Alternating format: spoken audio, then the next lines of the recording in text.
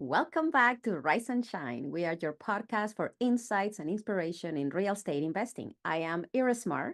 And I'm Jim, and today we're delving into a topic that touches every aspect of our lives, wealth management. Absolutely, Jim. And we couldn't have asked for a better guest to guide us through this crucial subject. Joining us today is Michael Dutra, the founder of Dutra Wealth Management Group. Michael is renowned for his strategic approach to wealth building and his expertise in creating financial blueprints. Is not only preserve wealth, but ensure its growth. Yeah, Michael has years of experience under his belt, and he has become a trusted advisor to individuals and families, and he helps them navigate the complexities of financial planning, insurance strategies, and estate planning, all with a keen focus on achieving long-term financial security and success. So, whether you're an experienced investor or just starting to think about your financial future, Michael's insights are invaluable. He brings a wealth of knowledge and a practical approach to wealth management that can transform the way you think about, handle your finances. Everybody, so this is very timely. It's tax season. Get your notepads ready because you're about to learn from one of the best in the business. So let's get on here. Michael Dutra of Dutra Wealth. It's everybody's pretty stressed out right now. Yes, it is. Get your taxes ready and planning all this stuff. Really, we should be. Welcome, Michael. Thanks for joining us. Thank you for having me today. It's timely in this time of year to have you on here. A lot of people are stressing about their taxes and getting their papers and their finances all in order. Really, this should be a strategy that we start a lot earlier than rushing at the last moment. I agree. Now, what started you in the industry? How did you get started and where are you now? So I actually majored in finance when I was at university. So I always wanted to get into finance in some capacity. In my last year, my professor was a financial advisor themselves. So it introduced me to the role, which at the age of, you're what, 19, 20 years old, you don't really know too much about the world of finance at the time. So it exposed me to that world and it seemed really interesting. And that's the first career I've ever had. I've been a wealth advisor for 14 years now. Oh, incredible. And I do want to say congratulations as well to everybody watching that you and your wife just welcomed in a baby in the holiday season. So you've got a 3-month-old. So I really appreciate you making time to join us today. No, thank you very much. I appreciate that. So what are some of the first things that investors should start thinking about when they get into real estate investing and thinking about estate planning? Well, I find a lot of the times people are purchasing multiple properties, and which is a great thing. I encourage any sort of investment, but they're kind of always looking. I say they're looking up, and they're looking to the future, and they want appreciation in the value of their properties, and obviously they want the fair market value to increase, which of course. But one thing that they may not look at or even be aware of is somewhat of the hidden tax bill that is within these properties. So your principal residence, the house you live in, is really the only property you can pass down to your children on a tax-free basis. But if you have any secondary properties, whether they're rental, you own a family cottage, you own the office you work in, or a vacation home, if there's been appreciation in those properties, more likely than not, there's going to be capital gains taxes to be paid. So I encourage purchasing the properties, but just make sure you're aware of what will be owed really when you pass away. Or if you have a spouse, you can roll the properties over to your spouse on a tax-free basis. But when both parents pass, that's when the tax bill is really triggered. You hear about that a lot, people inheriting their cottages from their parents or grandparents, and now they're all of a sudden faced with a massive tax bill. Now, what are some of the things that we could do to mitigate that type of risk? Yeah, to that point, what I've heard is the number one reason cottages can't get passed down is for that reason. The tax bill is too hefty to pay. Grandma and grandpa bought it, the cottage for 80 grand 30 years ago, and it's worth 1.5 million today, right? And there's ways you can, you look at the fair market value, let's say 1.5 million, purchase price 100K, 200K, whatever that is.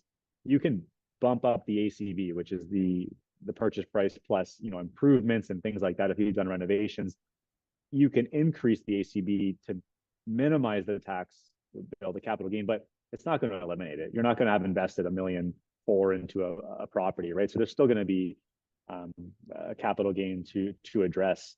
And there's a few ways you can address that. And number one is to do nothing, just pay it, right? It's probably the worst way to do it, but you don't actually, it's not the law to do anything about it. So you can literally just pay the tax bill, whether you pay it in cash. Like if the tax bill, let's say, I don't know, $500,000, you could pay it in cash, and $500,000 costs you $500,000. You could rely on your RSPs or RIFs to pay it, which is going to cost you twice as much. So it's going to cost you $1 million to pay $500,000, which is a terrible idea, but some people tend to want to do that. You could take out a loan, but now, you know, who's going to get approved, carrying costs, like all these sorts of things. Probably mathematically, at least, the most efficient way to pay that is going to be through the use of a life insurance policy. And grandma and grandpa would get a policy for, say, $500,000, and the premiums they pay towards this isn't going to nearly cost $500,000, or else that would make no sense. It's going to be a fraction of that to get the life insurance paid out when they pass, and that way the family can, you know, keep the cottage. And with that strategy, you know, sometimes, you know, it depends. Grandma and grandpa might not have enough money to pay for that policy, so sometimes the adult children will actually pay for it. But the point is to keep the cottage in the family for multiple generations. So everyone kind of pitches in, knowing that this strategy is going to be able to allow the grandchildren to, you know, grow up in the cottage, and then, you know, future generations as well. You know, a lot of people, they, you know, they don't like talking about the death of a family member. You know, it's kind of, what's the word? You know, you just don't want to think You about just don't want to rush that, it. right? It's a reality, but we don't want to rush it, and they don't feel comfortable talking about it. But it is critical, especially if you are an investor. And you know, and thinking about the legacy of your grandparents or your parents, you know, for everybody watching, you know, what would the legacy be that they want to leave behind? Do they want to leave behind with you burdened with a bill where you can't afford something that you grew up enjoying, and that they plan on you enjoying for your later years and their grandkids and so forth? So it's really just taking things into a different perspective. And I mean, Michael, have you seen tax bills that are $500,000 on these types of? I've seen tax bills with an extra zero on that, or more. So this happens.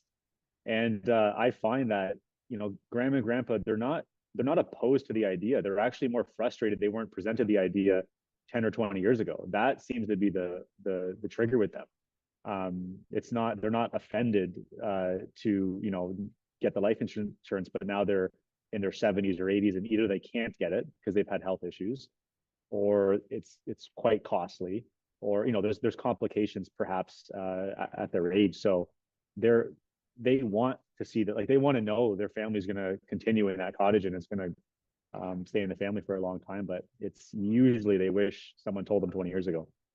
Absolutely. So if we bring it to today, and we have a viewer that is just hearing it for the first time, and they just embark in this real estate investing journey, what is my first step? What is my first step? I mean, from just a general financial planning perspective, I mean, looking at carrying costs, obviously there's risks to buy any sort of property or any sort of investment in that matter, but making sure if something goes south and renters don't pay the rent, like, you still have enough cash flow to maintain the property, assuming all goes well and your, you know, renters are good and paying down the mortgage.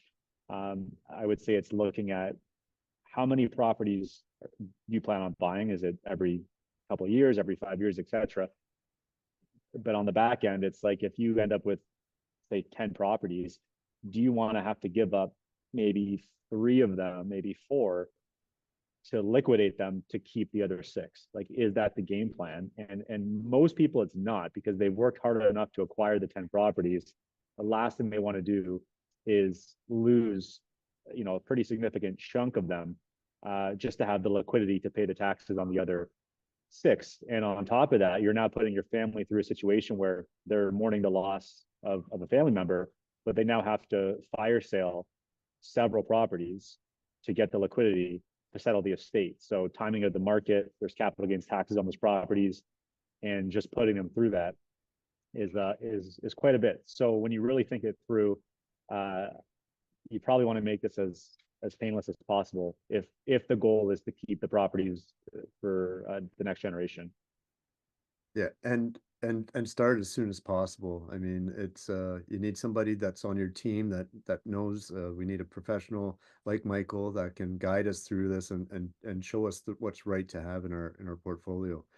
Um, in terms of, you know, and just recently there was an article that the cost of dying is skyrocketing. The funeral costs, the burial costs, and all that sort of thing. Like, this is something that we really have to plan for now as well. Yeah, the cost of dying is increasing. It's expensive to die in this country. We have a pretty high tax rate. So uh, my opinion at least is I wouldn't want my family to go through an additional stressor figuring out finances when I could have done something a long time ago. Absolutely. Now, we go as consumers, we walk into our banks, we go and we see investment advisors, and we learn about, retirement. Now, in Canada, we've got to keep the banks and the insurance companies kind of separate within the same buildings there. Mhm. The investment advisors are advising, the banks get us because we're doing our banking there, our checking accounts and all that, bank paying bills and all that sort of stuff. The banks get us with the financial advice or investment advice, but you are on the insurance advice side. And if anybody has if that clouds anybody, can you clarify that for everybody? Yeah, of course, that's a great point. So the one thing I don't do is I don't manage money. So at least in my opinion, I don't have an ulterior motive to collect your RSPs, your TFSAs, your stock portfolio. What I do is a full synopsis of your entire financial picture, being it personal, corporate, and estate planning. And it's objective advice to maximize taxes, tax optimization, minimize the taxes, looking at financial modeling, different scenarios. The goal is to really perfect your financial situation. I'm not really focused on where your money is invested. Like if you want to invest in Apple or Facebook or Bitcoin, like that's somewhat your decision. But making sure that you don't have like interest bearing investments in non-resident accounts and creating additional taxes for yourself, looking at how much you can pull out, looking at what if scenarios, that sort of thing. That's the wealth management side of things that I do. I also have the insurance angle as well, where for the estate taxes and things like that, I can offer solutions on the insurance side as well, in the estate planning.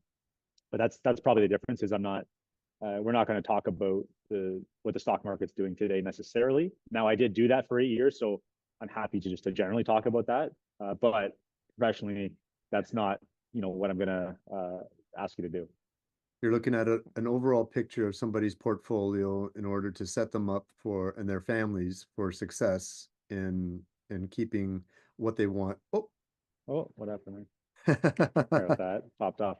But yeah, it's a overall view of it, and yeah, you're not managing the money, so you're not interested in getting them into certain funds that are with high MERs or higher risk or anything like that. Yeah, I like to present it like I'm your right-hand confidant. So anything comes up, if you're thinking of purchasing a property or even financing equipment or lease or finance a car, like I can help calculate both options and really work with you for what's in your best interest. Okay, so this sounds like a kind of a total package there that the Dutra Group offers. Yep, absolutely. Now, what going forward now with real estate and we're acquiring properties, as your group, are you guys able to help with, do you have a group of companies underneath you or partnerships that you work closely with in terms of people need legal advice or anything like that? Or I hope I didn't freeze for a second there. you kind of did. Did I? Okay, give me 1 second. Sorry, I don't know what's going on. It happens. There we go. I don't know. That's technology. Sorry, can you repeat the question?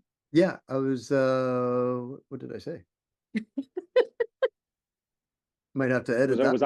Was I affiliated or work with other groups, I think? Yeah, that's right. If you had affiliates or vendors, if someone were to need, once they come to you, if they now are found themselves in a position where they need legal advice or some other professional expertise, are you able to facilitate those?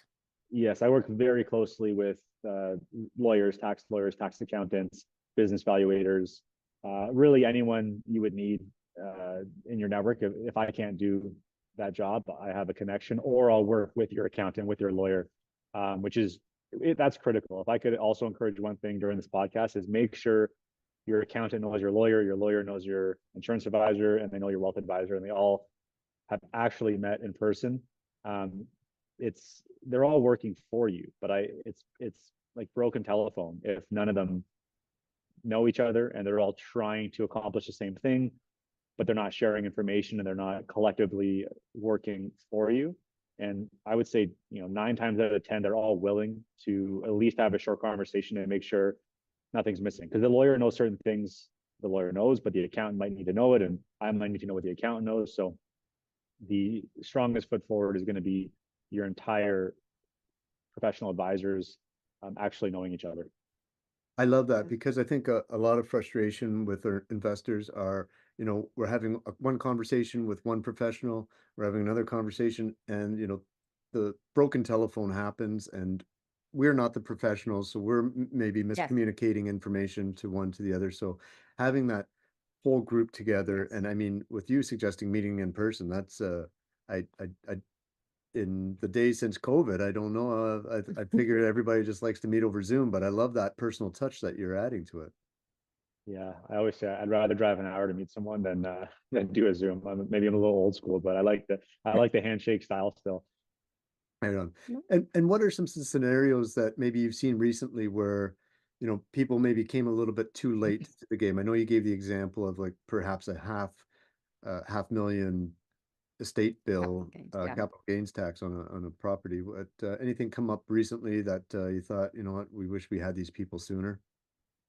So the one thing, if we're talking specifically to insurance, is health issues came up. I mean, I know I have friends in their 30s and 40s who have had health issues that have come up, and they're not eligible for insurance probably for the rest of their life. And obviously, the older you get, the higher risk that is. So that's one killer that frustrates people, understandably, right? Because they want the insurance, but they just like literally can't get it. So waiting too long for that is certainly a huge issue. And then, I mean, if you're looking at things like estate freezes, you could have maybe like say you own assets in corporations or have an operating company, you may have been able to freeze the value of the shares a long time ago, and passed on future growth into your children or whoever are taking over the shares. So just to minimize the tax bill on yourself as well. So there's definitely a few things that can work in your favor if you're on the right side of time. And if you do, wait that extra 10 or 20 years, a lot of people regret that time frame. Now, some of the problems with investors are, especially starting off, we're told to build a team and get a team around us. At the Dutra Group there, are you able to provide us with a broader group of professionals that are focused with real estate investing? Yeah, so I work very closely with lawyers, tax lawyers, estate lawyers, accountants, business valuators, pretty much anyone that a business owner or person with real estate might need. I have very good connections with. However, I also do work very closely with your own team of professionals. So it could be your accountant, your lawyer, and really anyone else that you trust and has some decision making for your finances as well. And just on that note, I always find most people, like, their lawyer they don't know their accountant doesn't know their wealth advisor doesn't know their insurance person. It's so much better for the client if all of your professionals know each other and have met, have had conversations. Everyone's working towards the same goal, which is your benefit in some capacity. But if the accountant doesn't know the lawyer and vice versa, there's missing information. And you don't want to play broken telephone where the client is trying to relay the message that the lawyers told them to the wealth person and to the account. Like, that's not the client's job, right? So make sure your team of professionals know each other. And I would say 9 out of 10 times they're willing to meet or at least have a short conversation. And it's going to be exponentially better for yourself. I love that. That gives me a whole lot more comfort in terms of, the guidance that I'm going to be giving when all my professionals are on the same board. They all know what the game plan is. So I love that. It's great planning, and I love how you said like have them connected, and even if you call it in person, then there's not even opportunity for any type of misunderstanding because now you know as a client how the three of you, for instance, let's use that scenario, are communicating, and I'm just here grasping that all of you are working for my benefit. Right. Yeah, think of it essentially as a board of directors, right? Mhm. Everyone is, in my opinion, is deserving of a board of directors, and that's your team of professionals. So um, having them meet and then doing, in my opinion, like quarterly updates with some of them is critical. Like you should treat your finances essentially like you're a publicly traded company. There's a reason they do quarterly updates, and I think everyone's sometimes a year's too long. Too much can happen in a year. So I think having a little more knowledge of what's going on more frequently can only help the situation, not make it worse. Beautiful. I mean, who watching Yeah. does not want Michael and his team on your side, guiding you through this world of craziness, especially what we've been dealing with in the past few years. Now, I think one of the other things we were talking about there was well, I don't know if this is the proper term. I know it's used quite often, and it's been kind of a catchphrase in the last 2 years or so for sure in our circles, is infinite banking. Okay, so infinite banking, at least in my opinion, it's more of a marketing term to describe a strategy and a product. So really, infinite banking is referring to whole life insurance. That's infinite banking is whole life insurance. So it is not something different. It is not its own type of product or investment. It is just a way to describe a whole life insurance policy. Now, personally, I don't like to use the word infinite. I think that's just a little too broad of a term. I prefer to use a little more of a professional term and maybe more accurate to what it is.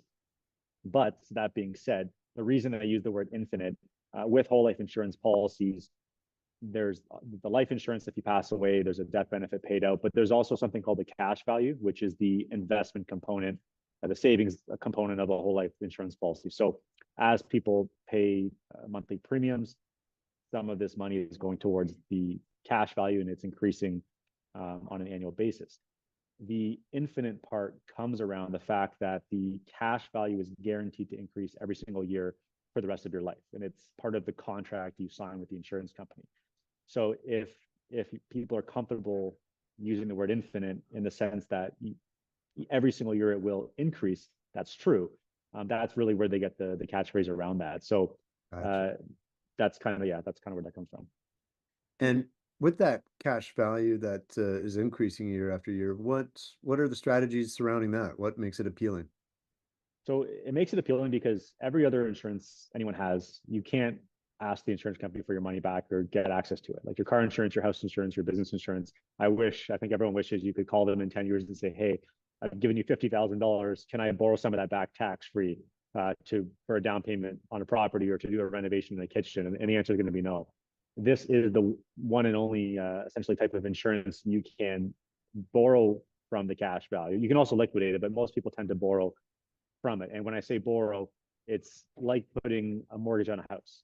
So the cash value is the house, it's the asset, and you were literally using it as collateral to borrow against it on a tax-free basis. Now you can borrow through the insurance company or you can go to a third-party lender. But if someone had accumulated $500,000, $1 million in the cash value and they needed hundreds of thousands, if not the full amount, they could borrow against the cash value on a tax-free basis. Sometimes there's underwriting needed depending on the amounts and situation, but just generally speaking, you pay money into the policy and hopefully you're able to use it during your lifetime and use more than the premiums itself. So whatever your premiums are, that's kind of X, but there's also growth on top of that because the insurance companies are paying dividends back into the policy and the cash value is accumulating. So it's pretty much the one insurance that whatever you put in, you're ideally going to get that plus growth. You can borrow it back, use during your lifetime to purchase other assets. You'll pay interest on it, but then the interest may be tax deductible as well if you're using it for real estate or business purposes. And then there's still the life insurance at the end of the day that would get paid out when you pass away. So that cash value, just to be clear for everybody watching, that is in cash in guaranteed investments, or you're allowed to put that into something a little bit more risky, an ETF or The cash value itself, so the insurance company manages their entire portfolio. So these insurance companies, as you can imagine, have literally billions and billions of dollars in these funds. So it's really like a somewhat of a set it and forget it type of investment, which I find a lot of people actually like. They're already thinking enough about what their next move is going to be, so they can at least put some of their money into this, rely on the insurance company who have really incredible track records. Some companies have like literally never missed a dividend for over 100 years, every single year, and it's growing on a tax preferred basis. So you're not triggering passive income or any sort of T3s or T5s every single year. So it's on a tax deferred basis. It's growing, even if it's inside your corporation, and then you can borrow against it on a potentially tax free basis as well. now I don't know if for some reason, living in Canada, I forget this, but the insurance companies and a lot of the banks, they're known as the dividend aristocrats, or where they haven't missed a payment of dividends for X number of years. There's different levels of dividend payout. Yeah. I mean, it's a good thing. And the reason, if you look at like year over year, what the dividend has been compared to, say, a 5-year GIC or even the TSX, the the standard deviation of the dividend with these insurance companies are paying, which just means really how much does it fluctuate on year over year, is like less than 1% compared to the TSX. It could be 15, 16%. So the volatility is almost nil. So that's why some people like to put some of their money into this. And I don't encourage, obviously, to put all your money into any asset, whether it's real estate, stocks, cash, or insurance, but to have a well-balanced portfolio. You're never going to get the call that your insurance policy crashed or the cash value is now worthless, like that might happen in the stock market or other types of investments. So it's reliable.